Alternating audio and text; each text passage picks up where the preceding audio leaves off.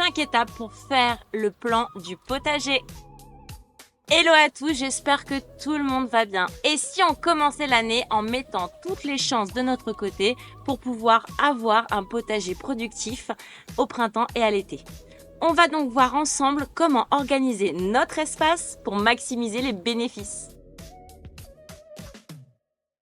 Aujourd'hui, on va voir ensemble comment organiser notre espace, optimiser l'ensoleillement, choisir les bonnes associations et préparer donc un plan efficace pour maximiser les récoltes. Et ça, peu importe la taille de votre jardin ou de votre niveau d'expérience. Ces 5 étapes vont tout changer. Alors vous êtes prêts? C'est parti! Comprendre son espace et ses ressources. Alors, il faut commencer par bien observer, comprendre son espace et ses ressources. Avant même de dessiner le plan du potager pour 2025, il faut qu'on prenne le temps d'observer. Et ça, moi, je sais super bien faire. On va observer l'ensoleillement. Identifier en fait comment le potager est ensoleillé en fonction des moments de la journée.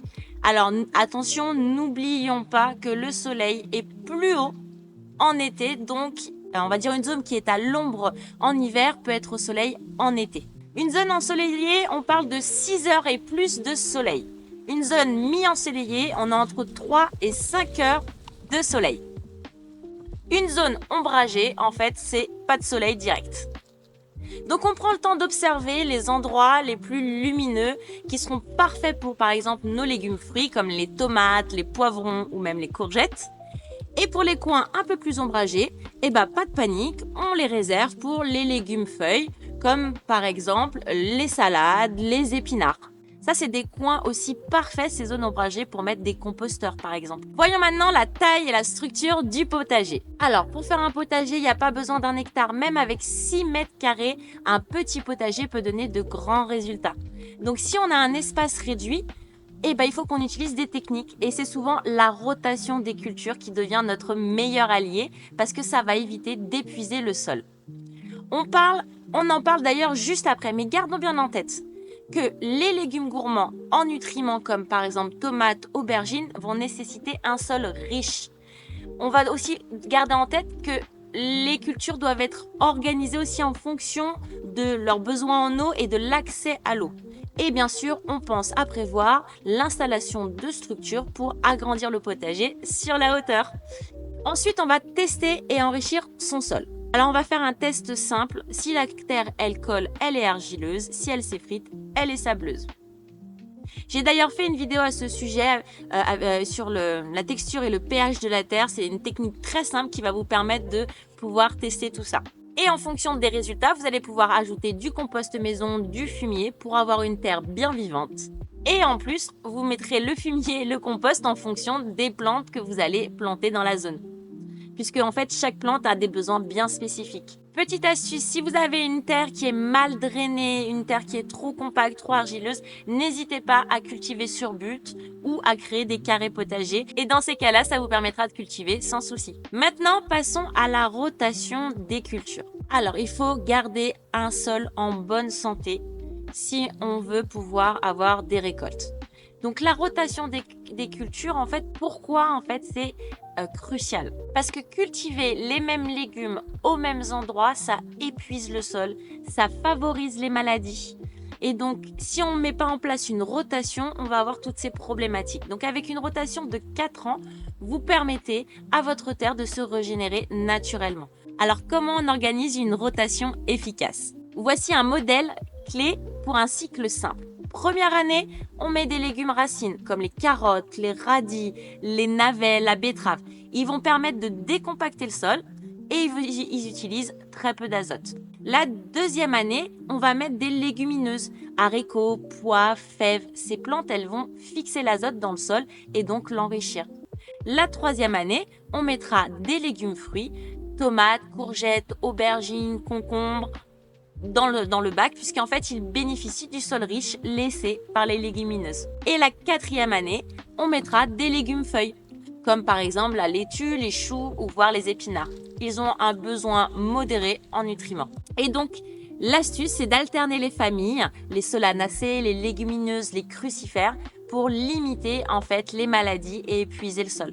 Par exemple, petit exemple concret sur un petit potager, on va le diviser en 4 parcelles. L'année 1, en fait, on va mettre des tomates. La parcelle 2, on mettra des épinards. Et l'année suivante, on fait tourner les 4 parcelles.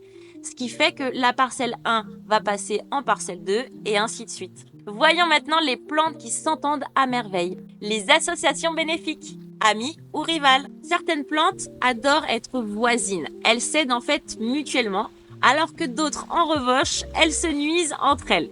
Donc, on va voir quelles sont les cultures au printemps-été et les meilleures associations. Alors, vous avez la tomate avec le basilic. Le basilic, lui, il repousse les nuisibles et la tomate, elle l'adore. Vous avez autre exemple, la carotte et le poireau. Le poireau va repousser la mouche de la carotte et inversement. Et ensuite, vous avez l'association courgette-haricot nain. Les haricots vont enrichir le sol pour les courgettes. Vous avez l'association fraise-épinard. C'est une coexistence idéale puisque leurs besoins sont complémentaires. Vous avez maïs, courge et haricots. C'est ce qu'on appelle l'association Les Trois Sœurs. C'est une symbiose ancestrale où le maïs va servir de tuteur, les haricots verts vont fixer l'azote et la courge va couvrir le sol. Voyons voir maintenant les associations à éviter. Tomate, pomme de terre. Non, ça favorise le mildiou. Carotte, aneth. Non, ça ralentit la croissance des carottes. Haricots, oignons. Non, ils se gênent mutuellement. Donc, on n'oublie pas aussi d'intégrer des plantes fleuries comme des œillets d'Inde, des capucines. Ça permettra d'avoir de la couleur au potager et surtout d'éloigner les nuisibles de vos plantes. D'ailleurs, savez-vous que toutes les plantes n'ont pas besoin de la même dose de soleil? Voyons comment répartir les cultures selon l'ensoleillement. Alors, il y a 3 types d'ensoleillement. Les zones très ensoleillées, 6 heures et plus, pour les tomates, les poivrons, les aubergines, les melons, les concombres. Les herbes aromatiques aussi comme le basilic, le thym et le romarin. Vous avez les zones semi-ombragées, 3 à 5 heures de soleil, laitue, épinards, radis, brocolis, betteraves. Et les zones ombragées inférieures à 3 heures de soleil, vous avez la mâche, le persil, la rhubarbe. Maintenant, passons à la conception du plan.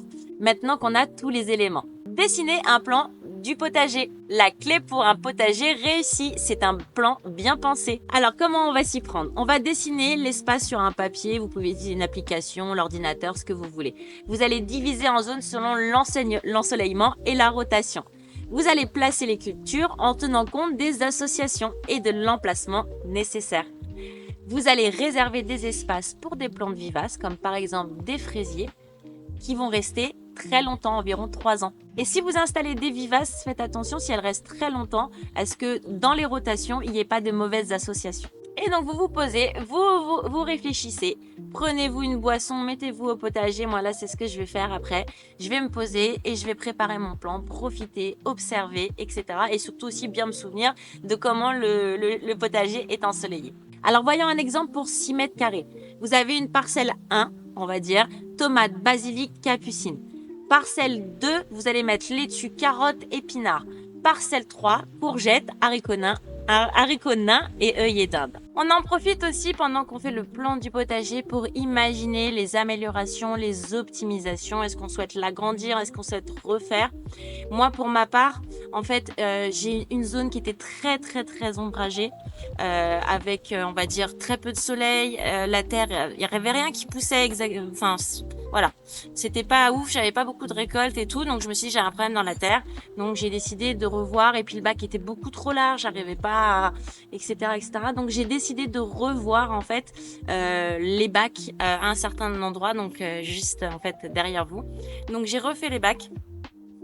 Enfin, Julien m'a aidé à refaire les bacs, et ensuite je voudrais installer une petite terrasse juste en face en fait de la serre, qui me permettrait de pouvoir me poser, de lire, de profiter en fait, voilà.